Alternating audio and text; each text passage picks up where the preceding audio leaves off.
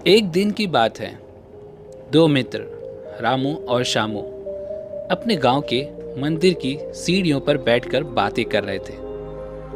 इतने में एक तीसरा व्यक्ति जतिन उनके पास आया और उनकी बातों में शामिल हो गया। तीनों दिन भर दुनिया जहां की बातें कर रहे थे। कब दिन ढला और कब शाम हुई, बातों बातों में उन्हें पता ही नहीं चला। शाम को तीनों को भूख लग गई।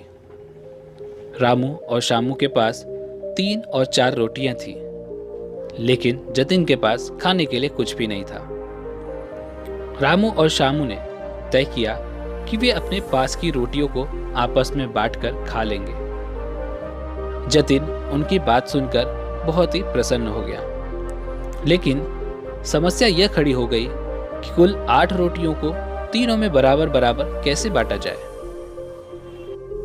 रामू इस समस्या का समाधान निकालते हुए बोला, हमारे पास कुल 8 रोटियां हैं। हम इन सभी रोटियों को 3-3 टुकड़े करते हैं। इस तरह हमारे पास कुल 24 टुकड़े हो जाएंगे और उनमें से 8-8 टुकड़े हम तीनों खा लेंगे।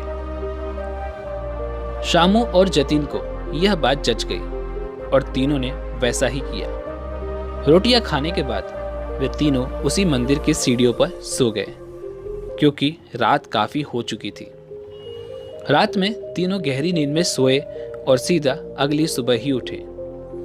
सुबह जतिन ने रामू और शामू से विदा लिया और कहा, मित्रों, कल तुम दोनों ने अपनी रोटियों में से तोड़कर मुझे जो टुकड़े दिए थे, उसकी वजह से मेरी भूख मिट पाई।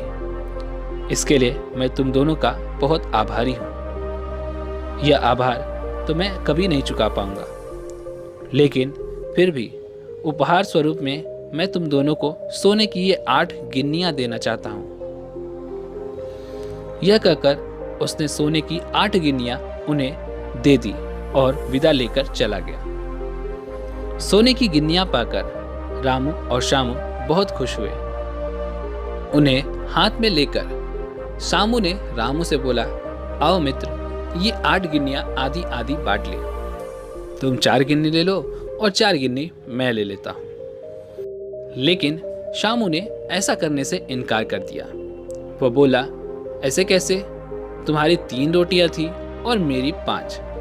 मेरी रोटियां ज्यादा थी, इसलिए मुझे ज्यादा गिन्नियां मिलनी चाहिए। तुम 3 गिन्नी लो और मैं 5 लेता हूं। इस बात पर दोनों में बहस छिड़ गई। बहस इतनी बड़ी कि मंदिर के पुजारी को बीच बचाव के लिए बीच में आना पड़ा।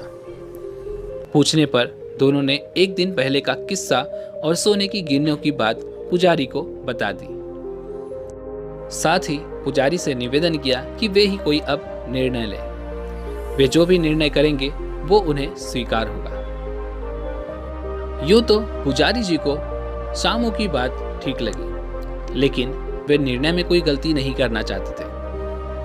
इसलिए पंडित जी ने कहा कि अभी तुम दोनों ये गिन्नियां मेरे पास छोड़ जाओ। आज के दिन मैं अच्छी तरह से सोच विचार कर लेता हूँ। कल सुबह तुम लोग आना और मैं तुम्हें अपना अंतिम फैसला सुना दूंगा।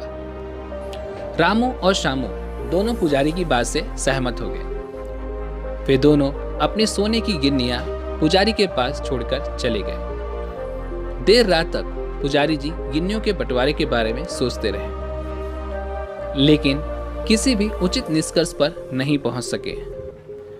सोचते सोचते उन्हें नींद आ गई और वे सो गए। नींद में उन्हें एक सपना आया। उस सपने में उन्हें भगवान दिखाई पड़े। सपने में उन्होंने भगवान से गिन्नियों के बंटवारे के बारे में पूछा, तो भगवान बोले, रामू को 1 गिन्नी मिलनी चाहिए और वहीं पर शामू को 7 गिन्नियां। यह सुनकर पुजारी जी हैरान रह गए और पूछ बैठे कि ऐसा क्यों प्रभु? तब भगवान जी बोले, देखो, रामू के पास 3 रोटियां थी, जिसके उसने 9 टुकड़े किए और उन 9 टुकड़ों में से 8 टुकड़े उसने खुद खाए और 1 टुकड़ा जतिन को दिया। वहीं पर शामू के पास 5 रोटियां थी, जिसके कुल 15 टुकड़े हुए और उनमें से 7 टुकड़े उसने जतिन को दिए और खुद 8 टुकड़े खाए। चूंकि रामू ने जतिन को सिर्फ एक ही टुकड़ा दिया था और शामू ने 7 टुकड़े दिए। इसलिए रामू को 1 गिन्नी मिलनी चाहिए और शामू को कुल 7 गिन्नियां। पुजारी जी भगवान की इस निर्णय पर बहुत प्रसन्न हुए और उन्हें कोटि कोटि धन्यवाद देते हुए बोले, प्रभु, मैं ऐसे न्याय की बात कभी सोच ही नहीं सकता था। अगली सुबह जब रामू और शामू मंदिर आकर पुजारी जी से मिले तो पुजारी जी ने उन्हें अपने सपने के बारे में बताते हुए अंतिम निर्णय सुना दिया और सोने की गिन्नियां बांट दी। दोस्तों, इस कहानी से हमें ये सीख मिलती है कि जीवन में हम जब भी कोई त्याग करते हैं या काम करते हैं तो अपेक्षा करते हैं कि भगवान इसके बदले हमें बहुत बड़ा फल देंगे। लेकिन जब ऐसा नहीं हो पाता तो हम भगवान से शिकायत करने लग जाते हैं। हमें लगता है कि इतना कुछ त्याग करने के बाद भी हमें जो प्राप्त हुआ है वो बहुत कम है। भगवान ने हमारे साथ अन्याय किया है।